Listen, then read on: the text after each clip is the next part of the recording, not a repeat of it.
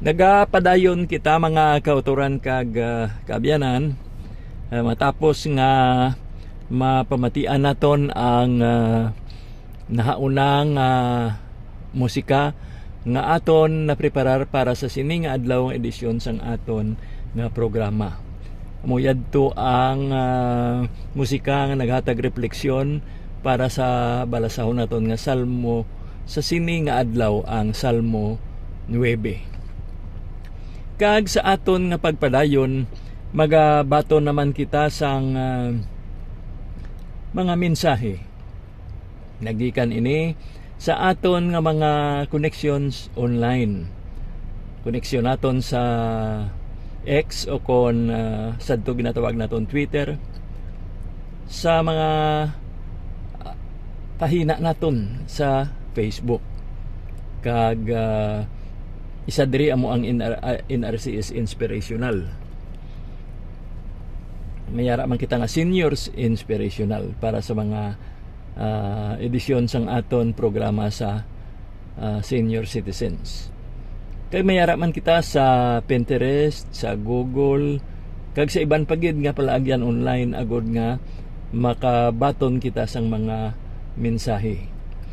Kag ang una diri nga nabato naton ang nagikan kay Pope Leo XIV nga sa diin kita nagasunod sa iya account sa Twitter nga amo ang Pontifex. Kag siling sang aton nga balaan nga amay ang iya nga pagpanugyan sa pagpakig angot niya sa iyang pagpakighinon-anon sa mga katapo sang iyang talatapan. Siya nagsiling, dalhon naton ang paglaom kung sa diin ang kalibutan ginakulang sang paghidait. Okay, no? Ang masunod diri ang nagikan kay Sister Luz Aguilar sang Arevalo distrito sining syudad, kagatapo man sang aton nga Arevalo chapter. Kag ang iya nga mensahe iya ginapalambot kaupod sang iya bugos nga panimalay, lakip na ang pagpanamyaw para sa sini nga adlaw. Ang mensahe nagasiling, agod aton nga maangkon ang paghidait, kinahanglan naton ang magpamati sa aton nga isig kapariho sa diin ila ginapabutyag ang ila nga mga kasakit. Una ini nga mga tinaga nga ginsambit ni Cardinal Pizzaballa sang Vatican, no? Kag ginapakigambitan sang madamo nga mga sumulunod niya sa internet. Okay, sa aton nga pagpadayon may mga pagabatunon kita diri nga mga iban pa nga mga mensahe apang itigana naton ini kon may panahon pa kita karon nga mabilin. Balikan naton ang naunang mensahe nga ginpabutyag ni Pope Leo XIV nga sa diin siling niya ang mga diplomats o kon ang mga ambasador, mga iban pa nga mga representante sang mga pungsod nga ginapadala sa iban man nga pungsod, kag didto mismo sa Vatican katulad sang mga pilgrims, no, siling ni Pope Leo, kay sila nag-abot sa Roma sa pagbisita sa kundiin napahamtang ang lubngan kay Pedro nga apostol agod pabakuron ang ila nga pagtuo, kag agod nga bag-ohon ang mga intensyones nga nagahatag inspirasyon sa ila nga mga ministriya.